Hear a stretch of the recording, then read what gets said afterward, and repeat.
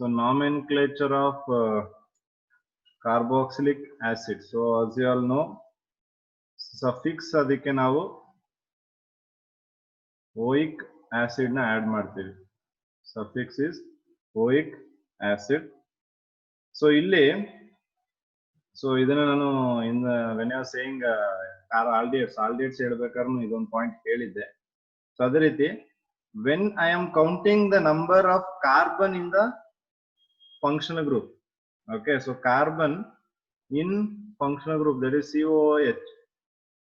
So ಈ carbon ನ functional group ಅಲ್ಲಿ ಇರುವಂತಹ ಕಾರ್ಬನ್ ನ ಕೌಂಟ್ ಮಾಡಿದಾಗ ನೀವು ಸಫಿಕ್ಸ್ ಏನ್ ಹಾಕ್ತೀರಾ?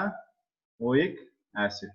So when you are going to count the carbon which is present in the functional group. Similarly, when you are going to not count this carbon which is in the functional group, so functional group ಅಲ್ಲಿ ಇರುವಂತಹ carbon ನ ನಾವು count ಮಾಡದೇ ಇದ್ದಾಗ suffix ಏನಾಗುತ್ತೆ? just carboxylic acid. So the suffix is going to be carboxylic acid. So this when we are not going to count the carbon which is present in the functional group. Okay, so ಇದೆರಡು ನಾನು aldehydes ಮಾಡಬೇಕು ಅಂತ ಹೇಳಿದೆ, ಅಲ್ಲೂ ಕೂಡ ಕಾರ್ಬಾಲ್ಡಿಹೈಡ್ ಏನಕ್ಕೆ ಕರಿತೀವಿ? So when you are not going to count that carbon atom, so then it will be said as carbaldehyde. So if I take, so we know the IUPAC name of this, right? So ಇದೇನಿದೆ, ಒಂದು carbon ಇದೆ, ಈ carbon ನ count ಮಾಡ್ತೀವಿ. So ಒಂದು carbon ಇದ್ರೆ root word ಏನು?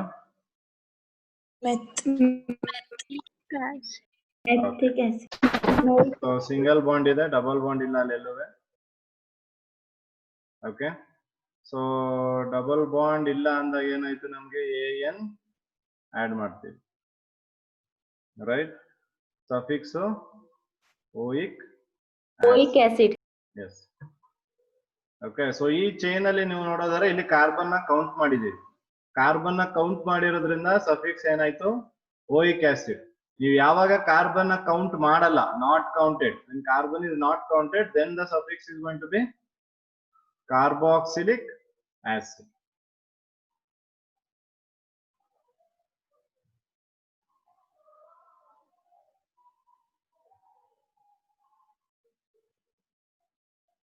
So the common name of this is oxalic acid. Yes. So oxalic acid. Idradu common name, you know, oxalic acid. So IUPAC nomenclature. Ethane dioic acid. Yes. So ethane dioic. So ಎರಡು acid group ಇದೆ ನಿಮಗೆ, ಎರಡು function group ನೋಡ್ತಿದ್ರೆ, ಎರಡು acid group. So dioic acid. So ethane dioic acid. So ಯಾವುದೇ ರೀತಿಯಾದ double bonds ಇಲ್ಲ ಅಲ್ವೇ? ಸೊ ಅದರಿಂದ ethane dioic acid.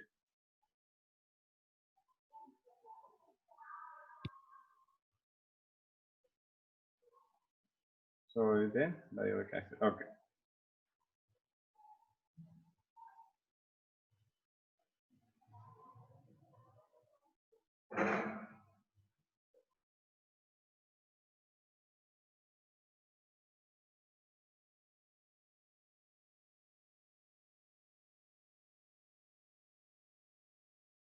Okay, so next,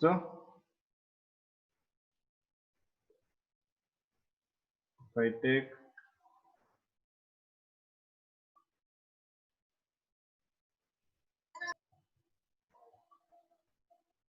CH2, COH, CH2, COH. So ಈ ಕೇಸಲ್ಲಿ ಏನ್ ಮಾಡ್ಬೋದು?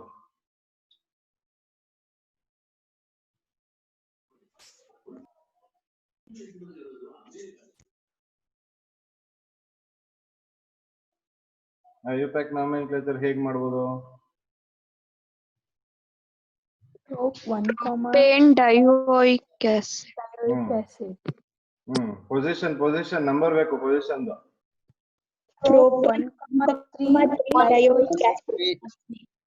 Yes, propane 1,3 dioic acid. So ಇದ್ರದ್ದು ಕಾಮನ್ ನೇಮ್ ಬಂದು ಮೆಲನೋಯಿಕ್ acid. So common name is melanoic acid.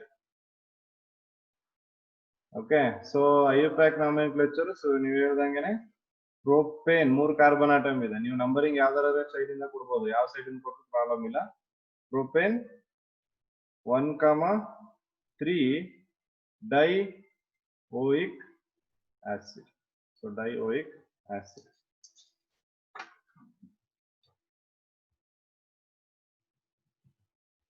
So similarly,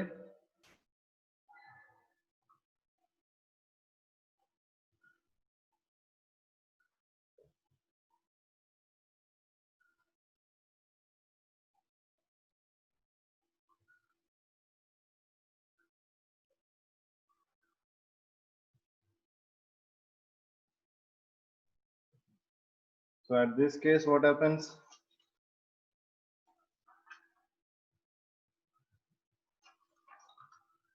Butane 1,4 dioic acid.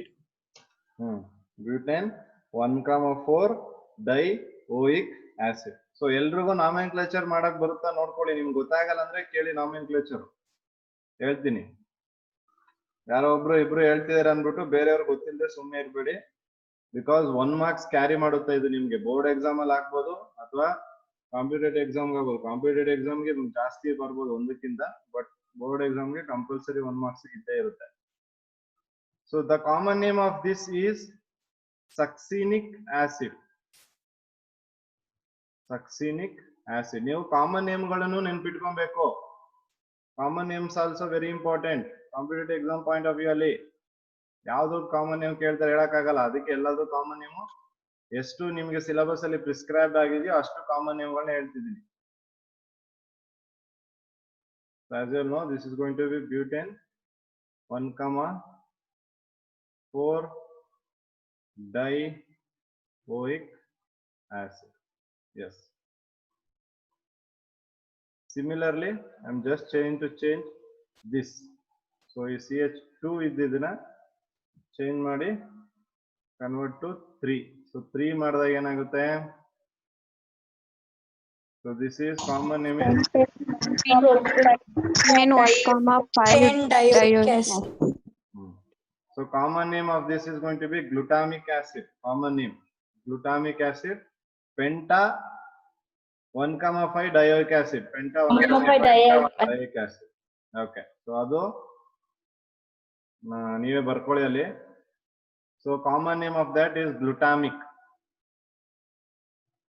So again, if I am going to change this one, so 3 ನ next 4 ಮಾಡಿದ್ರೆ, so 4 ಮಾಡಿದ್ರೆ ಇದರ common name ಅಡಿಪಿಕ್ acid. ತುಂಬಾ important ಇದು ಅಡಿಪಿಕ್ acid. Hexane 1,6 dioic acid.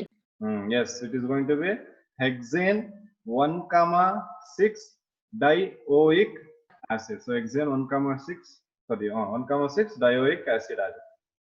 Okay, so ಅದರಿಂದ ನೆನ್ಪಿಟ್ಕೊಬೇಕು malonic acid, succinic acid, glutamic acid, adipic acid. So ಅದೆಲ್ಲ common names. So ಮೆಲನಿಕ್ಗೆ CH2, ಸಕ್ಸಿನಿಕ್ಗೆ CH2 ಟ್ವೈಸ್, ಗ್ಲುಟಾಮಿಕ್ಗೆ CH2 ಥ್ರೈಸ್, ಅಡಿಪಿಕ್ಗೆ CH2 4.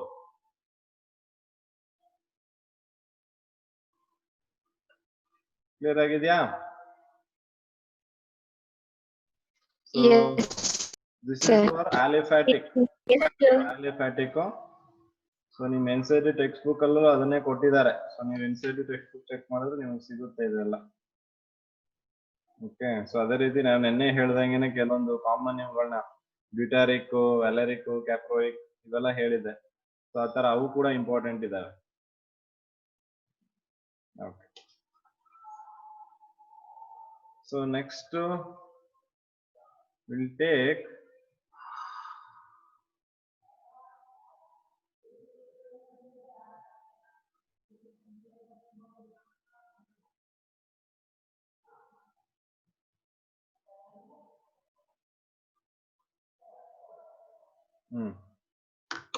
So what about this?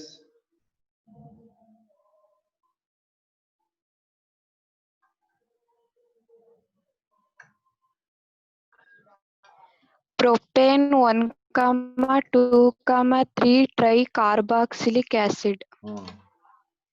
S. So ಇಲ್ಲಿ ನೀವು ನೋಡಿದ್ರೆ ಲಾಂಗೆಸ್ಟ್ ಚೈನ್ಗೆ ನಾವು ಈ ಕಾರ್ಬನ್ಗಳನ್ನ ಇನ್ಕ್ಲೂಡ್ ಮಾಡ್ತಾ ಇಲ್ಲ, this one and this one. Okay, we are taking C like this. ನೀವು ಈ ಕಡೆಯಿಂದ ತಗೊಳ್ಳಿ, ಈ ಕಡೆಯಿಂದ ತಗೊಳ್ಳಿ, 1 2 3. Okay, so when you have these kind of components, ಅಂದ್ರೆ ನಿಮ್ಗೆ ECOH ಇಲ್ಲ ಅಂದಿದ್ರೆ ನೀವು ಆವಾಗ ಇವೆರಡನ್ನು ಕೌಂಟಿಂಗ್ ಅಲ್ಲಿ ಸೇರಿಸ್ಕೊಂಡು ಡಯೋಯಿಕ್ ಅನ್ಬೋದಿತ್ತು.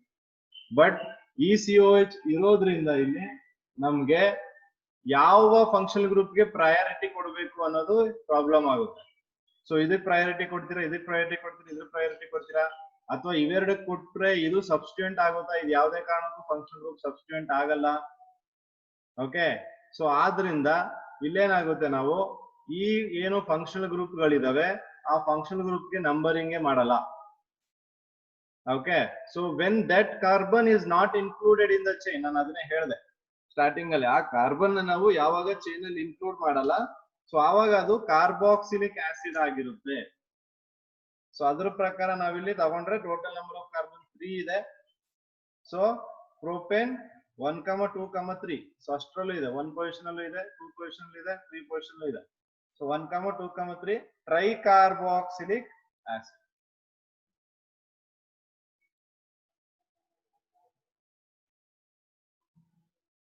ಅದ್ರಲ್ಲೇನೋ ಡೌಟ್ಸ್ ಇದೆಯಾ ಸರ್? ಸ್ವಲ್ಪ ಜೋರಾಗಿ ಕೇಳಿಸ್ತಿಲ್ಲ ವಾಯ್ಸು? ಕೇಳಿಸ್ತಿದೆ.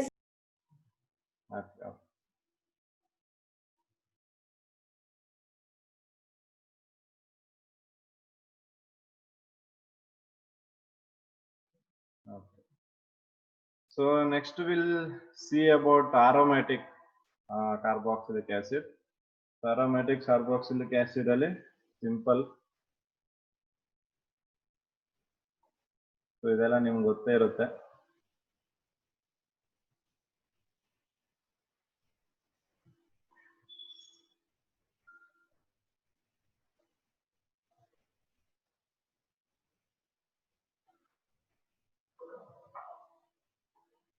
ಯಾವ್ದಿದು?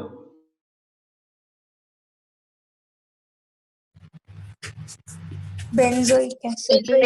benzoic acid.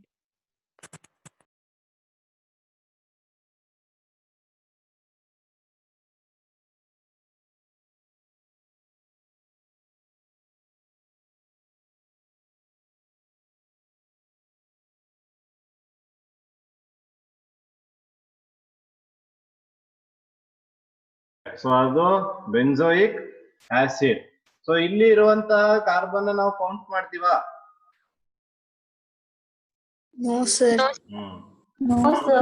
ಇದನ್ನ ನೀವು ಕಾಮನ್ ನೇಮು ಇದ್ರದ್ದು ಬೆಂಜೋಯಿಕ್ ಆಸಿಡ್, ಐಯುಪ್ಯಾಕ್ ನೇಮು ಇದ್ರದ್ದು ಬೆಂಜೋಯಿಕ್ ಆಸಿಡ್. ಜೊತೆಗೆ ನೀವು ಇದನ್ನ ಬೇಕಾದ್ರೆ ಬೆನ್ಸಿನ್ ಕಾರ್ಬಾಕ್ಸಿಲಿಕ್ ಆಸಿಡ್ ಅಂತ ಕರಿಬಹುದು, no problem.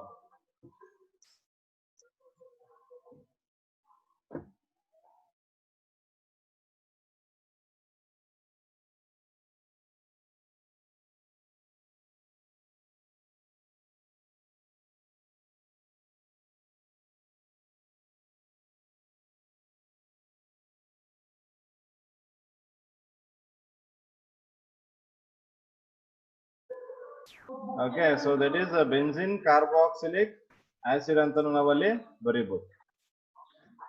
ಗೊತ್ತಾಗಿದ್ಯಾ? Yes, sir. Okay, so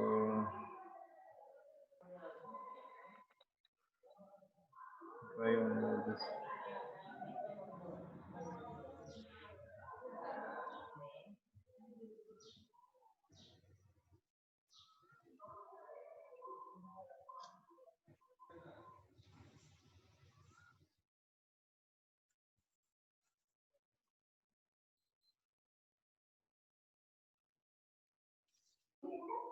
ಇದ್ರ ಹತ್ರ ಸ್ಟಾಫ್ ರೂಮ್ ಹತ್ರ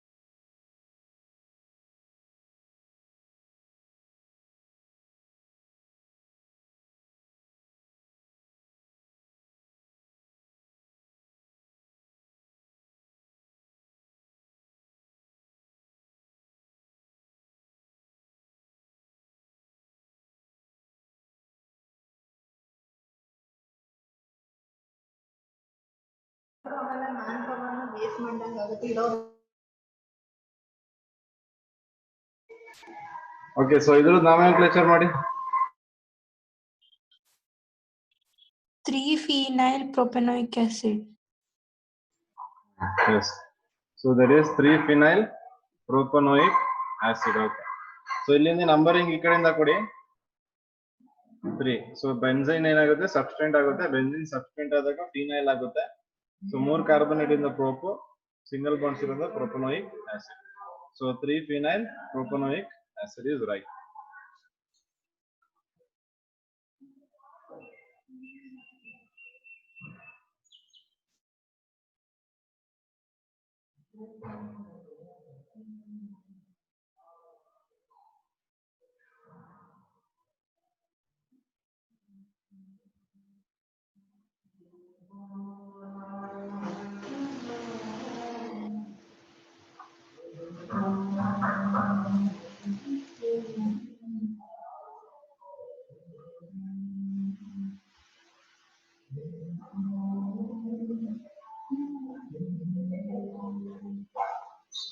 Okay, what about this?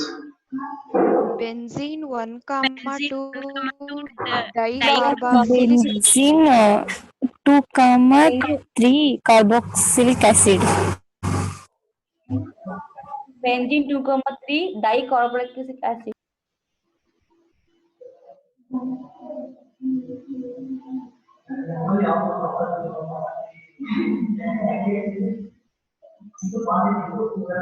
ನೀವು ನಂಬರಿಂಗ್ ಫಸ್ಟ್ ಕೊಡ್ಬೇಕಾಗಿರೋದೆ ಫಂಕ್ಷನಲ್ ಗ್ರೂಪ್ಗೆ. ಫಂಕ್ಷನಲ್ ಗ್ರೂಪ್ ಪ್ರಿಫರೆನ್ಸ್ ಕೊಡ್ಬೇಕು. So 1 and 2 respective of the position ಎಲ್ಲಾದ್ರೂ ಇರಲಿ, ಬಟ್ ಅದಕ್ಕೆ ನೀವು ಫಸ್ಟ್ ಪೊಸಿಷನ್ ಫಂಕ್ಷನಲ್ ಗ್ರೂಪ್ಗೆ ಪ್ರಿಫರೆನ್ಸ್ ಕೊಡ್ಬೇಕು. ಸೊ ಆದ್ರಿಂದ ನಾವು ಜೊತೆಗೆ ಏನ್ ಮಾಡ್ತೀವಿ, ಕಾರ್ಬಾಕ್ಸಿಲಿಕ್ ಆಸಿಡ್ ಅಲ್ಲಿ ಇರುವ ಕಾರ್ಬನ್ ನ ಕೌಂಟ್ ಮಾಡ್ತಾ ಇಲ್ಲ ಇಲ್ಲಿ. ಸೊ ಆದ್ರಿಂದ ಬೆನ್ಝೀನ್ 1,2 ಡೈಕಾರ್ಬಾಕ್ಸಿಲಿಕ್ ಆಸಿಡ್. ಸೊ ಇದ್ರದ್ದು ಕಾಮನ್ ನೇಮ್ ಬಂದು ಥಾಲಿಕ್ acid. This is very important again, phthalic acid. So the common name of this phthalic acid. Okay. So you nomenclature ಮಾಡಬಹುದಾ? ಕ್ಲಿಯರ್ ಆಗಿದೆ nomenclature? ಸೊ ಕೆಲವೊಂದು nomenclature ನಿಮಗೆಲ್ಲ ಸಿಕ್ಕಿದ್ರೆ ತಗೊಂಡು ಟ್ರೈ ಮಾಡಿ nomenclature ನ. ಸೊ ಮತ್ತೆ ಅದ್ರಲ್ಲಿ ಯಾವ್ದಾದ್ರು nomenclature ಡೌಟ್ ಇದ್ರೆ ಡಿಸ್ಕಸ್ ಮಾಡೋಣ. Okay. So next I'll move on to the structure of carboxyl group. So carboxyl group to structure ಬಗ್ಗೆ discuss ಮಾಡೋಣ. Structure of carboxylic group.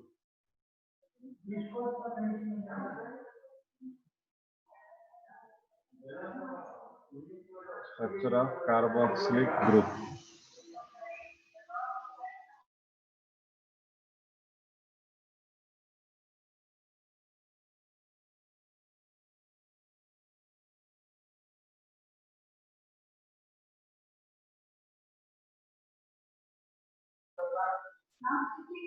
Okay, so ಇಲ್ಲಿ let me take this functional group, that is carboxylic acid functional group. So ಈ carboxylic acid functional group ತಗೊಂಡ್ರೆ ಈ carboxylic acid functional group ಅಲ್ಲಿ ನಮಗೆ ಯಾವ structure ಬರುತ್ತೆ? ವಾಟ್ ಇಸ್ ದ ಸ್ಟ್ರಕ್ಚರ್ ಅಥವಾ geometry ಅಂದ್ರೆ ಯಾವುದು?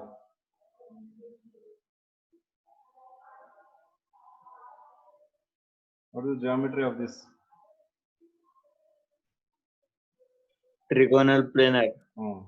Trigonal planar. ಯಾಕೆ? sp2 hybridized. Yes. So carbon ನೀವೆಲ್ಲ ಅಬ್ಸರ್ವ್ ಮಾಡಿದ್ರೆ ಆ ಕಾರ್ಬನ್ sp2 hybridized ಆಗಿದೆ. So sp2 hybridized ಆಗಿರೋದ್ರಿಂದ it will have a planar structure. So planar structure ಇದೆ ಅಂದ್ಮೇಲೆ ಇದ್ರದ್ದು ಬಾಂಡ್ ಆಂಗಲ್ ಎಷ್ಟಾಯ್ತು? 120 degree. 120 degree. So yes, so it is going to be 120 degree.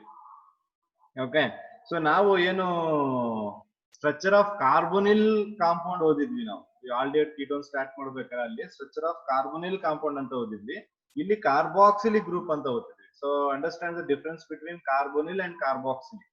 So ಇಲ್ಲಿ ಕಾರ್ಬೊನಿಲ್ ಗ್ರೂಪ್ ಅಲ್ಲಿ ನಾವ್ ಹೇಳ್ಬೇಕಾದ್ರೆ ಸೇಮ್ ಹೇಳಿದ್ವಿ, ಏನೋ ಪ್ಲೇನಾರ್ ಸ್ಟ್ರಕ್ಚರ್ ಇರುತ್ತೆ, ಬಾಂಡ್ ಆಂಗಲ್ 120 ಡಿಗ್ರಿ ಇರುತ್ತೆ ಅಂತ ಅಲ್ಲೂ ಕೂಡ ಹೇಳಿದ್ವಿ.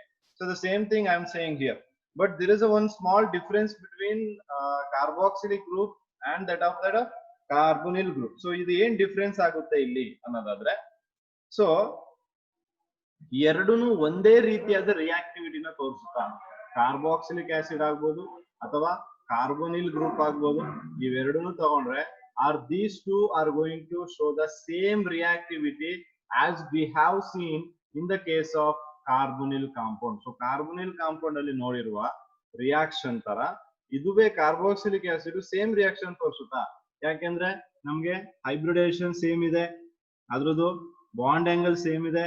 ಸೊ ಅದು ಸೇಮ್ ಇದ್ಮೇಲೆ ಸೊ ಅದೇನ್ ಮಾಡ್ಬೇಕು, it has to show the same chemical reactivity as shown by the carbonyl group.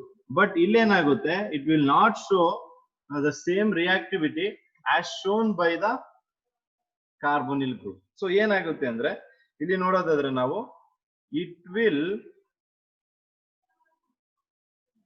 not show characteristic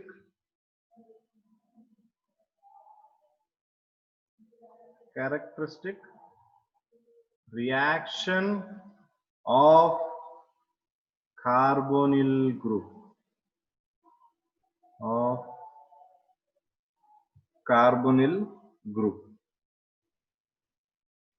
okay. So carboxylic acids do not show characteristic reaction of carbonyl group. So ಅದೇ ರೀತಿಯಾದ characteristic reaction ನ ಇಲ್ಲಿ ತೋರಿಸಲ್ಲ. So ಏನಕ್ಕೆ ತೋರಿಸಲ್ಲ ಅನ್ನೋದಾದ್ರೆ, so ಕಾರ್ಬೊನಿಲ್ group ಅಲ್ಲಿ ನಾವು ತಗೊಂಡಾಗ, so ನಮ್ಗೆ ಗೊತ್ತಿದೆ oxygen is more electronegativity. So as a result this carbon gets positive and this oxygen gets negative ನಮ್ಗೆ ಗೊತ್ತಿದೆ.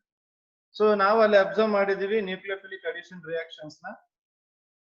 ಓಕೆ, ಸೊ ಆ ನ್ಯೂಕ್ಲಿಯೋಫಿಲಿಕ್ ಅಡಿಷನ್ ರಿಯಾಕ್ಷನ್ ಅಲ್ಲಿ ಏನಾಗ್ತಿತ್ತು, ನ್ಯೂಕ್ಲಿಯೋಫಿಲ್ ಆರಾಮಾಗಿ ಬಂದಿಲ್ಲ ಅಟ್ಯಾಕ್ ಮಾಡಕ್ಕೆ ಏನು ಪ್ರಾಬ್ಲಮ್ ಆಗ್ತಾ ಇರ್ಲಿಲ್ಲ. ಓಕೆ, ಸೊ ಏನ್ ನ್ಯೂಕ್ಲಿಯೋಫೈಲ್ ಇತ್ತು ಅದು ಈಸಿಯಾಗಿ ಬಂದು ಈ ಕಾರ್ಬನ್ಗೆ ಆಡ್ ಆಗ್ತಿತ್ತು. ಸೊ ರಿಯಾಕ್ಷನ್ ಪ್ರೊಸೀಡ್ ಆಗ್ತಿತ್ತು. But this is not same in the case of carboxylic acid.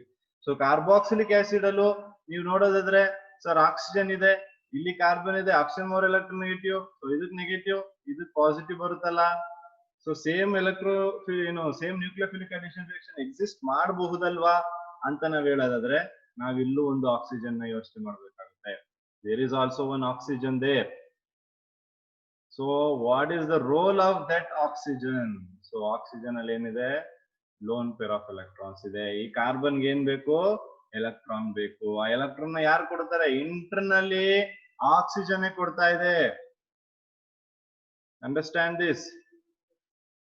ಕಾರ್ಬನ್ಗೆ ಏನ್ ಎಲೆಕ್ಟ್ರಾನ್ ಬೇಕಿತ್ತು, ಆ ಎಲೆಕ್ಟ್ರಾನ್ ನ ಇಂಟರ್ನಲ್ಲಿನೇ oxygen is providing the electron to the carbon. So carboxylic acids carboxylic acid ಅಲ್ಲಿ ಇರುವಂತಹ carbon is less, this is very important, is less electrophilic,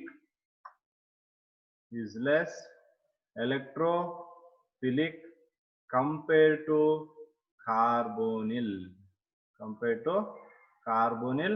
compound. So carbonyl compound ಗೆ ನೀವು comparison ಮಾಡೋದಾದ್ರೆ, ಸೊ ಕಾರ್ಬೊನಿಲ್ ಕಾಂಪೌಂಡ್ ಕಂಪೇರ್ ಮಾಡಿದಾಗ ನಮ್ಮ carboxylic acid ಅಲ್ಲಿ ಇರುವ carbon is less electrophilic. ಗೊತ್ತಾಗ್ತಿದೆ, ಕಾರ್ಬನ್ ಅಲ್ಲಿ ಪ್ಲಸ್ ಇದೆ ಅಂದ್ರೆ ಅದು ಎಲೆಕ್ಟ್ರೋಫೈಲ್ ಅಂತ. ಆ ಎಲೆಕ್ಟ್ರೋಫಿಲಿಕ್ ಕ್ಯಾರೆಕ್ಟರ್ ಏನಾಗ್ತಿದೆ, ಕಮ್ಮಿ ಆಗ್ತಾ ಇದೆ. ಏನಕ್ಕೆ ಕಮ್ಮಿ ಆಗ್ತಿದೆ? Because of internal transfer of electron from the oxygen. So oxygen electron ಕೊಡ್ತಾ ಇರೋದ್ರಿಂದ, ಸೊ ಅಲ್ಲಿ we can observe what the less electrophilic nature of the carboxylic carbon. Okay, so ಇದನ್ನ ನಾವು you can also observe this in this form. So ನೋಡಿ, ಈ ತರನು ಇದನ್ನ ನಾವು ಅಬ್ಸರ್ವ್ ಮಾಡಬಹುದು. Right here. So if I have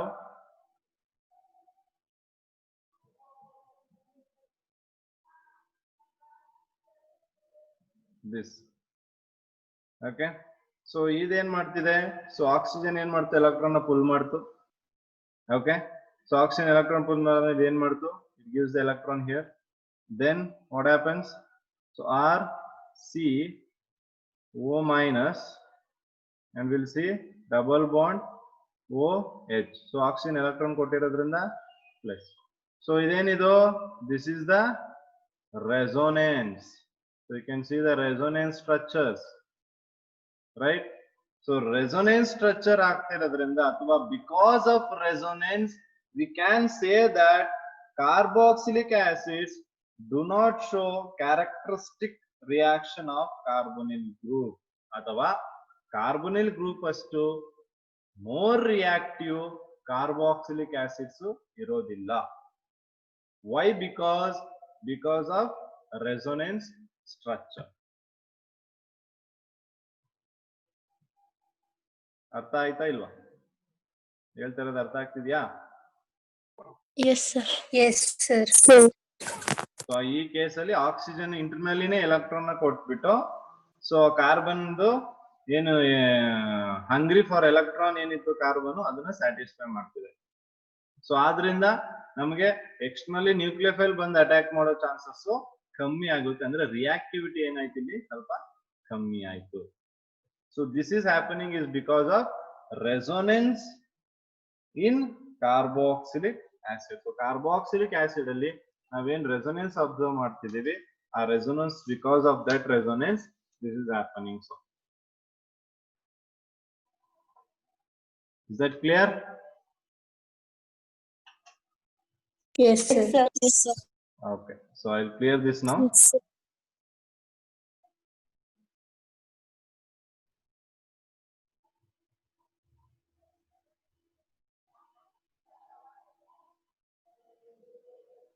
So because of resonance structure ಏನಾಗ್ತಿದೆ, carboxylic acid ಅಲ್ಲಿರುವ carbon less electrophilic towards reaction compare to that of carbonyl compound. So carbonyl compound compare ಮಾಡಿದ್ರೆ carboxylic acid group ಅಲ್ಲಿ ಇರುವಂತಹ carbon less electrophile ಆಗಿರ್ತದೆ.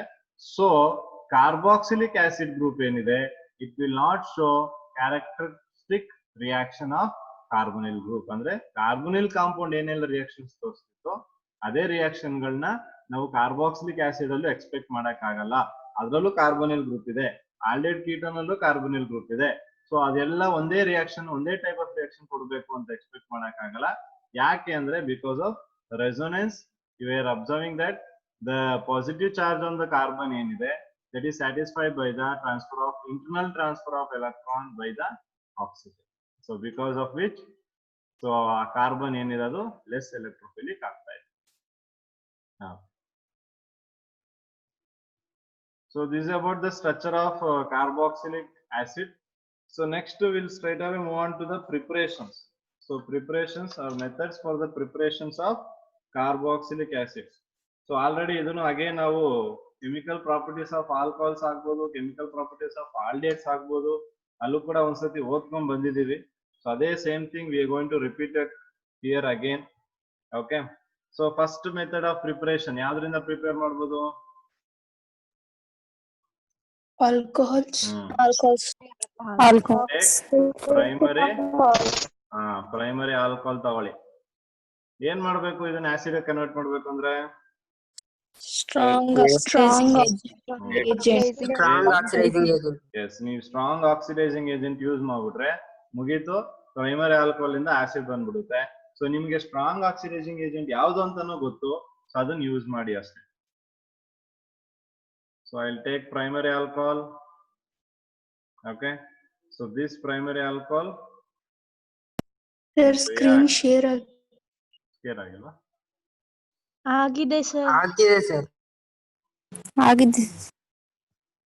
ಇನ್ನೊಂದ್ಸಲ share ಮಾಡ್ತೀನಿ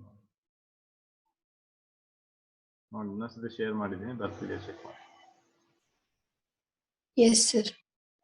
so ಇಲ್ಲಿ ನಾವು ಯಾವ್ದನ್ನ ಯೂಸ್ ಮಾಡಬಹುದು ಸ್ಟ್ರಾಂಗ್ ಆಕ್ಸಿಡೈಸಿಂಗ್ ಏಜೆಂಟ್? KMNO4.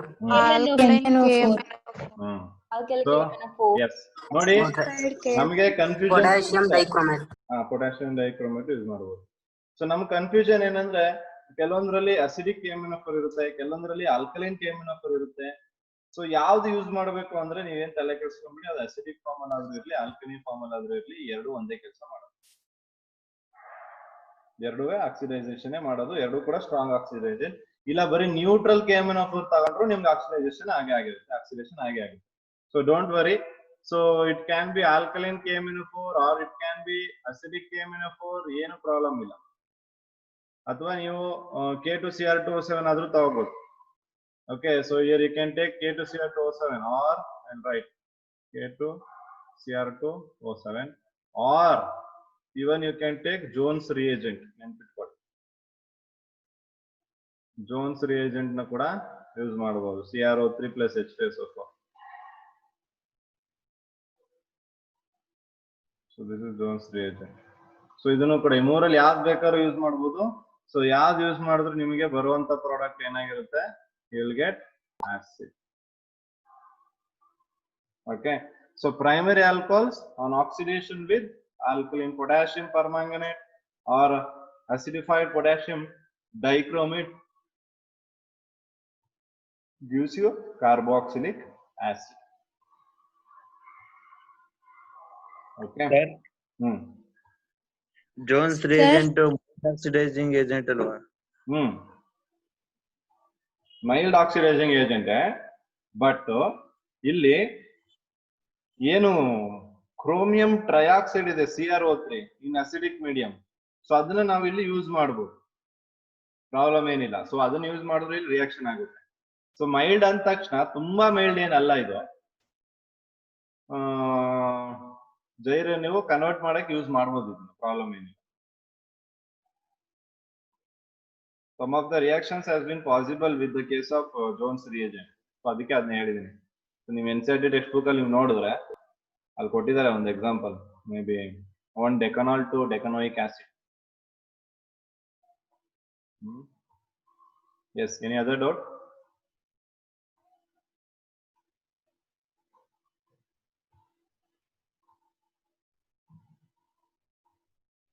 ಅಲ್ಲಿ ಡೆಕನಾಲ್ ಕೊಟ್ಟಿದ್ದಾರೆ, that is CH3 CH2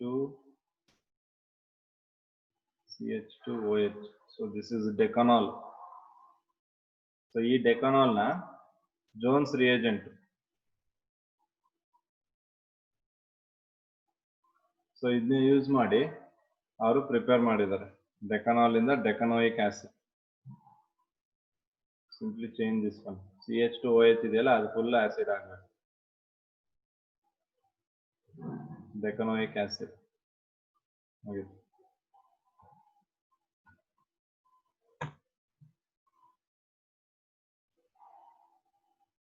so ಇದನ್ನು ಕೂಡ ಯೂಸ್ ಮಾಡಬಹುದು, ಪ್ರಾಬ್ಲಮ್ ಏನಿಲ್ಲ. ಜೋನ್ಸ್ ರಿಯೇಜೆಂಟ್ ನ ಕೂಡ ನೀವು ಯೂಸ್ ಮಾಡಬಹುದು, ನೋ ಪ್ರಾಬ್ಲಮ್.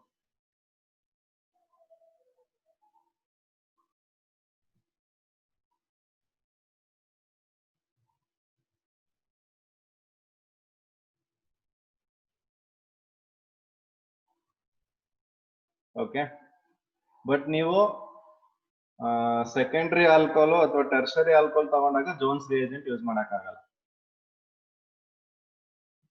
ಗೊತ್ತಾಗ್ತಿದಲ್ವಾ? ಆಕ್ಚುಲ್ ಆಗಿ ಸೆಕೆಂಡರಿ ಮತ್ತೆ ಟರ್ಷರಿ ಆಲ್ಕೋಹಾಲ್ ನ ಯೂಸ್ ಮಾಡಿದ್ರೆ ಕೀಟೋನ್ ಬರುತ್ತೆ, ಟರ್ಷರಿ ಆಗೋದಿಲ್ಲ. ಅದೇ ಟರ್ಷರಿ ಆಗೋದಿಲ್ಲ. ಬಟ್ ಏನು ಸೆಕೆಂಡರಿ ಆಲ್ಕೋಹಾಲ್ ಇದೆ, ಸೆಕೆಂಡರಿ ಆಲ್ಕೋಹಾಲ್ ತಗೊಂಡಾಗ ಅದನ್ನ ಆಕ್ಸಿಡೇಷನ್ ಮಾಡಿದ್ರೆ ಕೀಟೋನ್ ಬರುತ್ತೆ. ಮತ್ತೆ ನಾವು ಕೀಟೋನ್ ಇಂದ ಆಸಿಡ್ ಕನ್ವರ್ಟ್ ಮಾಡ್ಬೇಕಂದ್ರೆ ತುಂಬಾ powerful strong oxidising agent use ಮಾಡಬೇಕು. ಮತ್ತೆ ರಿಯಾಕ್ಷನ್ ಕೂಡ ಹೈ ಟೆಂಪರೇಚರ್ ಅಥವಾ vigorous reaction should happen. So ಅವಾಗ only it is possible. Since it's very hard to make the reactions, so ನಾವು ಅದನ್ನ ಯೂಸ್ ಮಾಡಲ್ಲ.